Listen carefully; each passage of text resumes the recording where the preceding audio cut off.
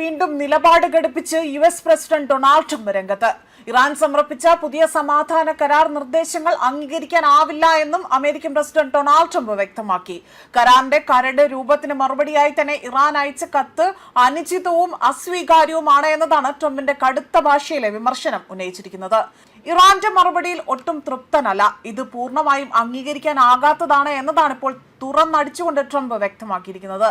കഴിഞ്ഞ 47 വർഷമായി തന്നെ ഇറാൻ ലോക രാജ്യങ്ങളെ ബുദ്ധിമുട്ടിക്കുകയാണ് എന്നും അത് മാത്രമല്ല അമേരിക്കയ്ക്ക് മുൻപിൽ തന്നെ ഇറാൻ മുന്നോട്ട് വെച്ച നിബന്ധനകൾ കടുത്ത ചർച്ചയ്ക്ക് ഇടയാക്കിയിരിക്കുകയാണ് എന്നതാണ് മറ്റൊരു വിമർശനമായി തന്നെ ഉന്നയിക്കുന്നത്. US ഉപരോധങ്ങൾ പൂർണ്ണമായും തന്നെ പിൻവലിക്കുക, യുദ്ധം അവസാനിപ്പിക്കുക, ഹോർമുസ് കടലിടുക്കിന്റെ നിയന്ത്രണം ഇറാനെ ഏൽപ്പിക്കുക എന്നിവയാണ് പ്രധാന ആവശ്യങ്ങളായി തന്നെ ഈ ഒരു കത്തിലൂടെ തന്നെ ഇറാൻ മുന്നോട്ട് വയ്ക്കുന്നത്. കൂടാതെ തന്നെ വിദേശ രാജ്യങ്ങളിൽ അവിടെ തടഞ്ഞു വെച്ചിരിക്കുന്ന ഇറാന്റെ ആസ്തികൾ ഉടൻ തന്നെ വിട്ടു നൽകണമെന്നും ഇറാൻ ഇതിലൂടെ തന്നെ ആവശ്യപ്പെടുന്നുണ്ട്.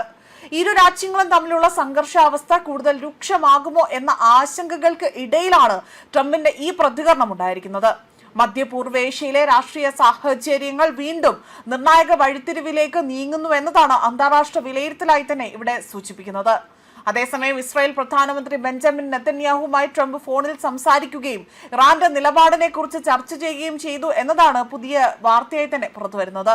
ട്രംപിന്റെ പ്രസ്താവന പുറത്തു വന്നതിന് പിന്നാലെ തന്നെ ആഗോള വിപണിയിൽ എണ്ണവില പോലും 3% വർദ്ധിച്ചുവെന്നും റിപ്പോർട്ടുകൾ സൂചിപ്പിക്കുന്നു. ബ്രന്റ് ക്രൂഡ് ഓയിൽ വിലയാകട്ടെ ബാരലിന് $104 എത്തുകയാണ് ചെയ്തിരിക്കുന്നത്.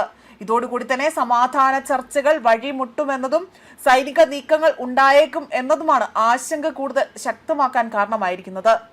അതേസമയം ദീർഘകാല സംഘർഷത്തിന് തയ്യാറെടുക്കുകയാണ് എന്ന സൂചനകൾ ഇറാൻ നൽകിയതോടുകൂടി തന്നെ പശ്ചിമേഷ്യയിലെ സാഹചര്യം അതീവ സങ്കീർണമായി തന്നെ തുടരുകയാണ്.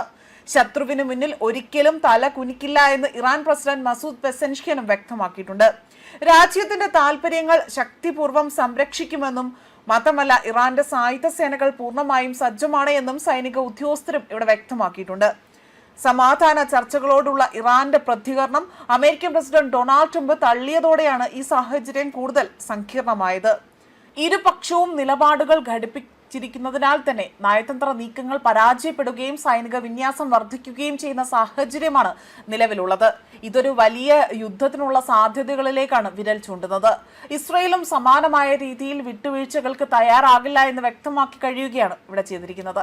ഇറാനുമായുള്ള US ഇസ്രയേൽ യുദ്ധം അവസാനിച്ചു എന്ന് കരുതുന്നുവെങ്കിൽ ഇറാന്റെ പക്കലുള്ള ആണവ സാമഗ്രികൾ നീക്കം ചെയ്യുമെന്നും നെതന്യാഹു വ്യക്തമാക്കി.